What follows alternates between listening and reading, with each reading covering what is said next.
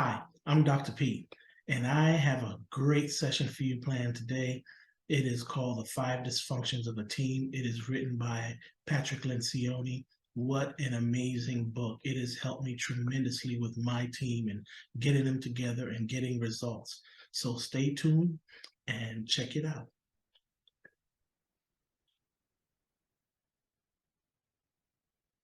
Hey guys, this is Dr. Pete.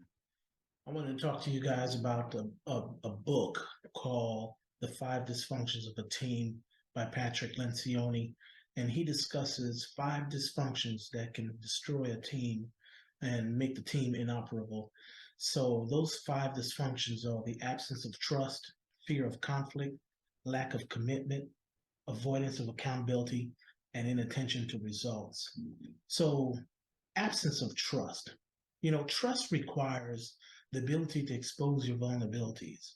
When you think of any relationship, trust is not always given at once. It is built over time as the members of the relationship expose their vulnerabilities or weaknesses a little at a time. Eventually, trust is earned. For a team to function well, they must have trust in each other. There are many team building exercises that focus on improving trust. For example, the trust test. Many of you have heard when you have somebody stand behind you and you just kind of throw yourself back and that you trust that that person is going to catch you and not let you fall. That's a lot of trust to put in somebody. There's another example where you openly share maybe a weakness with the team. It doesn't have to be too personal, but it could be some type of weakness that you have or shortcomings that you have or a challenge that you had in the past, and you show your vulnerability. That builds trust within a team. Overcoming that dysfunction, personal history exercises is another way. Not too sensitive. When for example, you can talk about maybe a death in the family that was significant to you, maybe a failure in your life that was significant to you, something that would show that vulnerable side of you. Personality, you can do a personality test as well and share. I've been in organizations where we all sat down and we did a personality test, and then we swapped papers, and we discussed about the personality of the person next to us. So you can discuss that and learn people's strengths and their weaknesses. Now, the lead into the next dysfunction is that only when team members feel a sense of trust will they engage in healthy debate, which brings me to the next one, fear of conflict. Conflict is necessary. Holding back opinions, it can be very difficult. Some may not agree, but conflict is often necessary in building relationships. Do you know of any relationship that would last if honest opinions were not shared? So you're just sitting around being phony with each other until something major happens that really opens your eyes and you begin to see the person on a different light. It is important to know that we are not talking about interpersonal conflicts, where in the conflict the individual attack character or personality. That is never productive in a meeting. These type of conflicts often lead to further aggression and are counterproductive. On the other hand, ideological conflicts are disagreements or conflicts about ideas, that when discussed can yield better productivity and performance. It is important to know the difference, as both of those forms of conflict can create emotion. They can solicit emotion. You can feel some kind of way, whether it's personal or ideological. This is why trust plays an important role as the foundation to any team. Because you cannot engage in healthy debate or healthy conflict when you question the intentions of those in your team, on your team.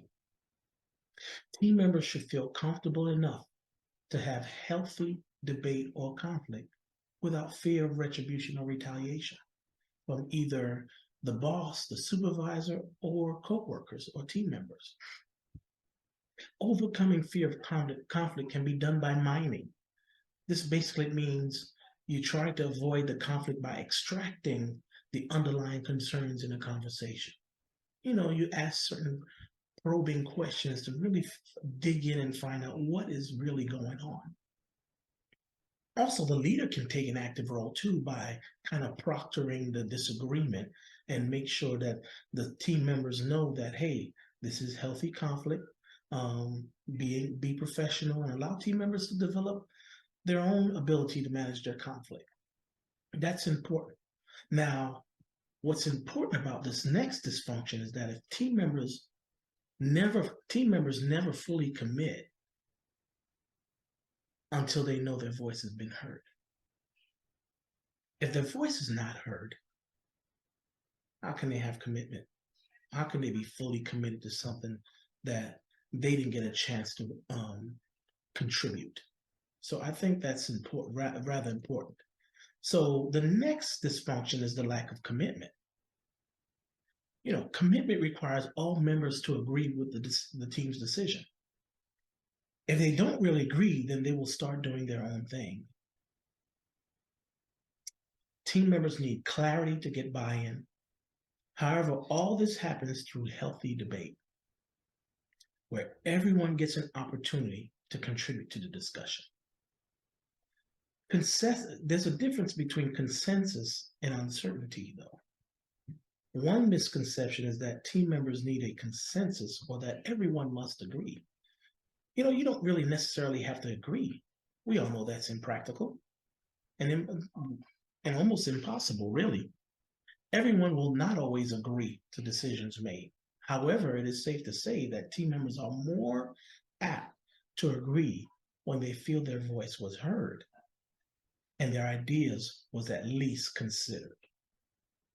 Lencioni mentioned that commitment can be problematic in employees that report to the executive team, particularly if they are not on the same page, which inevitably sends mixed signals to all the others on the team.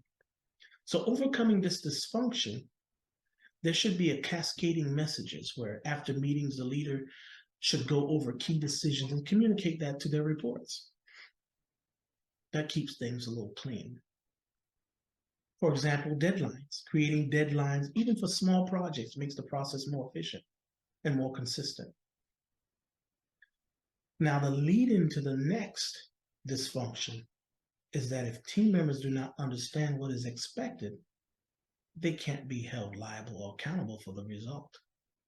Think about that. So the next dysfunction is avoidance of accountability. Accountability can be difficult it can be a difficult one to master because no one wants to destroy relationships. Everybody wants to get along. We have coworkers. Sometimes we hang out outside of work, that kind of thing. So sometimes holding them accountable can be quite uncomfortable. The fear is that if you put peer pressure on your coworker, then you may lose their relationship. On the contrary, Lencioni believes that peer pressure appeals to the sense of their responsibility.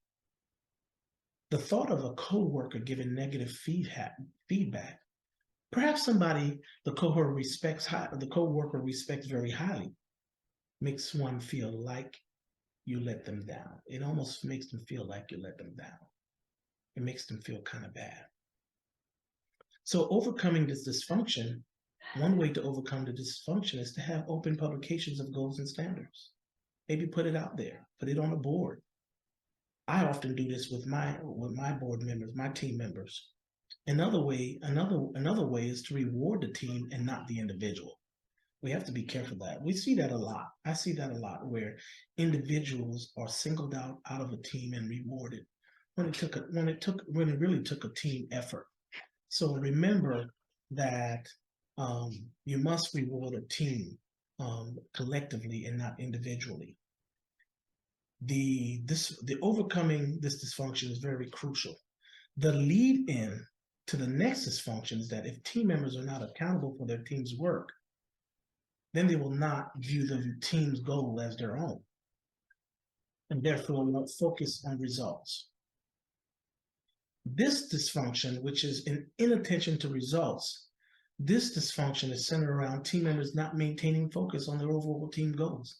and they shift their focus on their individual personal or professional goals, focusing on their ego and status.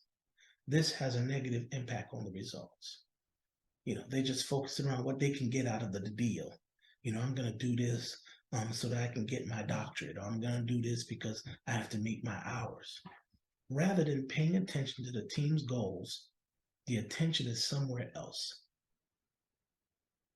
They are often self-centered, caring more about their personal ambitions than that of the team. No matter how much trust, conflict, commitment, and accountability teams display, it all means nothing without results.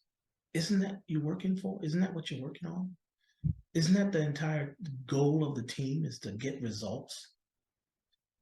So really, public display of results and result-based awards are one way to overcome this dysfunction. So those kind of things are really important. So there you have it, ladies and gentlemen, the 5 dysfunctions of a team: absence of trust, fear of conflict, lack of commitment, avoidance of accountability, and inattention to results. See you next time. I'm Dr. Pete. I hope you enjoyed this session on the 5 dysfunctions of a team, a book written by Patrick Lencioni. If you enjoyed it, like, comment, and hit the notification. I hope to see you soon.